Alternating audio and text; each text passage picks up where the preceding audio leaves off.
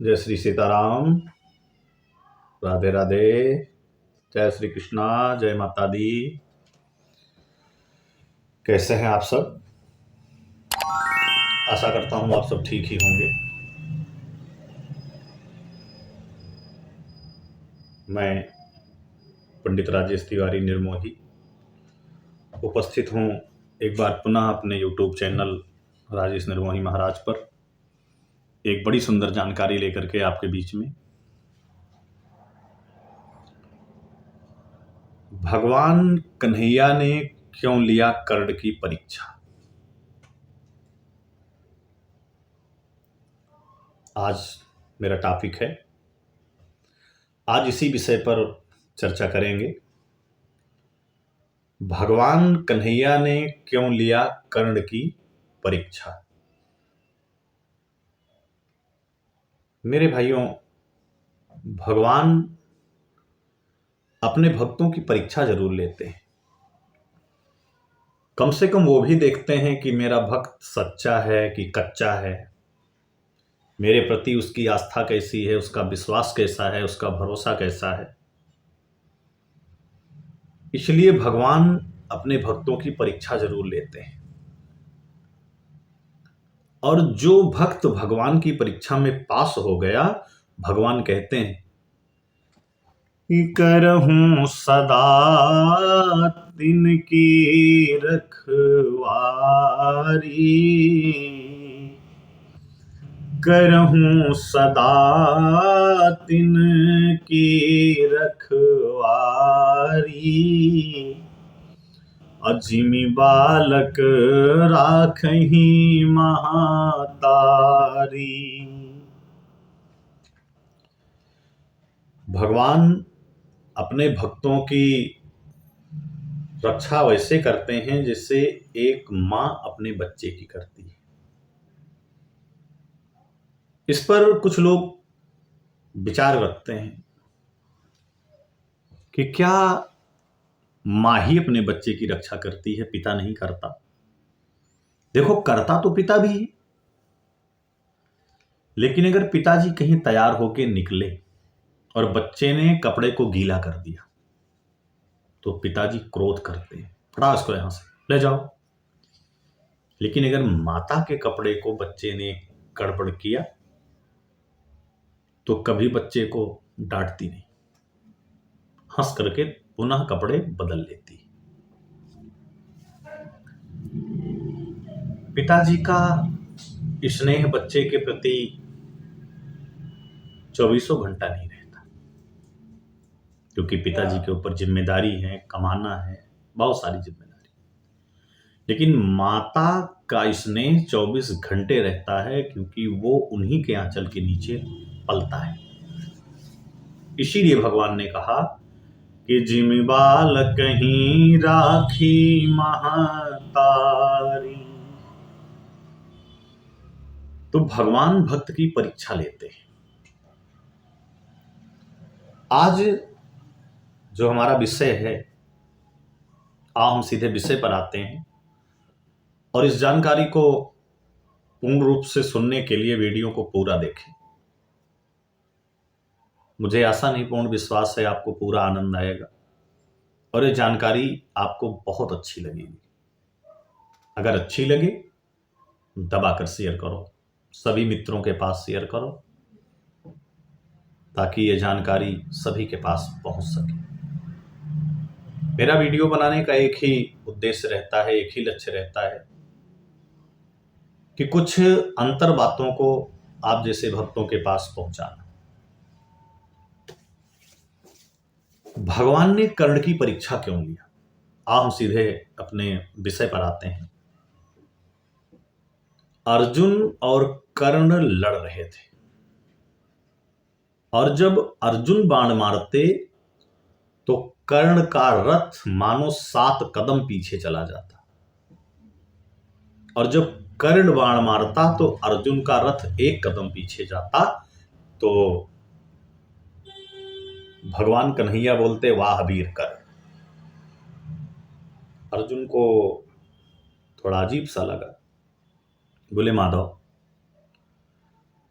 मैं जब बाण मारता हूं तो 7 कदम पीछे जाता है, उसका बाण आता है तो 1 कदम पीछे मैं जाता हूं। पर एक बार आपने नहीं कहा वाह वीर अर्जुन। बार बार वीर कर्ण आप कर रहे हैं, इसका मतलब क्या है? भगवान ने हंस करके कहा, अर्जुन तुम्हें नहीं समझ में आएगा। तुम्हारी गदा पर तुम्हारे रथ पर 3 लोक का भार धारण करने वाला मैं बैठा, और ऊपर बाबा शंकर के 11वें रुद्र राम भक्त पवन पुत्र हनुमान जी बैठे हुए। उसके बाद भी तुम्हारा रथ 1 कदम पीछे चला जा रहा है। यह मामूली बात नहीं है। अगर नहीं भरोसा होता तो चलो आज हम तुम्हें दिखाते हैं कि कर्ण कितना बड़ा वीर है। मेरे भाई, कर्ण दम तोड़ रहा है, मरने वाली स्थिति में पड़ा है। भगवान कन्हैया और अर्जुन एक संत का वेश बनाए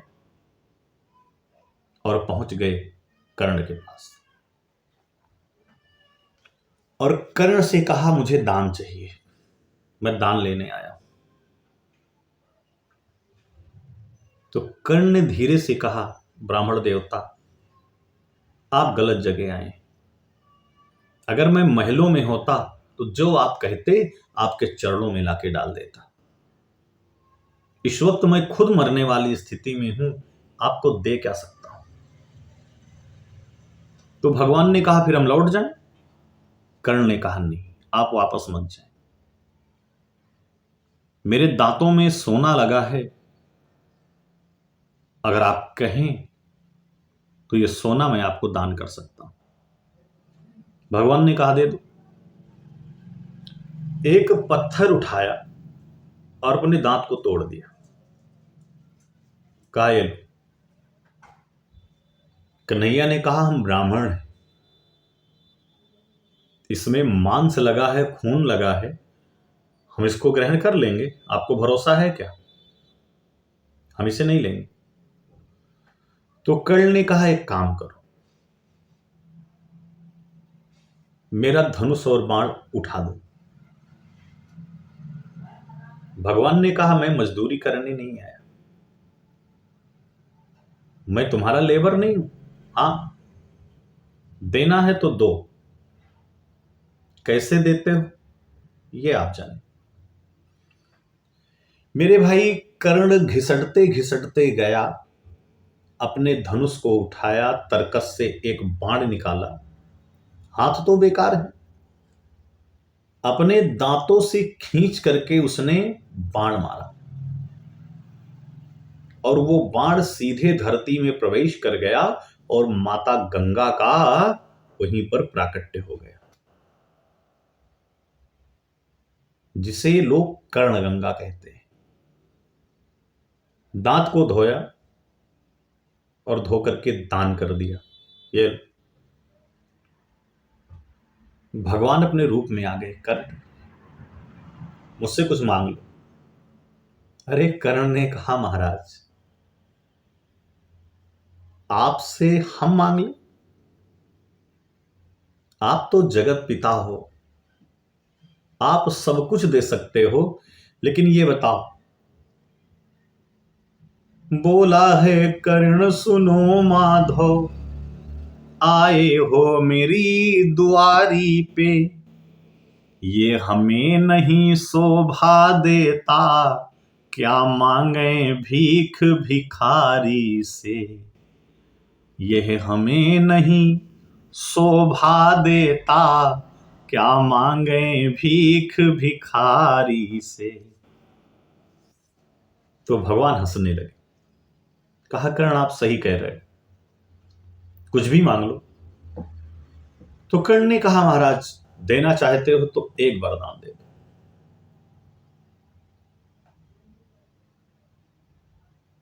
मेरा जन्म एक कुंवारी सुता से हुआ था, कुंवारी सुता से जैसे हुआ जन्म है हमारा, तो कुंवारी धरा पे भगवन मेरी लाश को जलाना। महाराज, जैसे मेरा कुंवारी सुता से जन्म हुआ था, तो मेरी लाश को आप वहीं जलाइएगा जहां एक भी आज तक लाश जलाई ना गई हो या धरती के नीचे दफन ना की गई हो, समाधि ना बनी हो। भगवान कन्हैया ने वरदान दे दिया, लेकिन समस्या पड़ गई कि धरती कोई ऐसी जगह बची ही नहीं जहां पर लाशें न गाड़ी गई या जलाई न गई। तो भगवान ने अपने हथेली पर कर्ण को जलाया।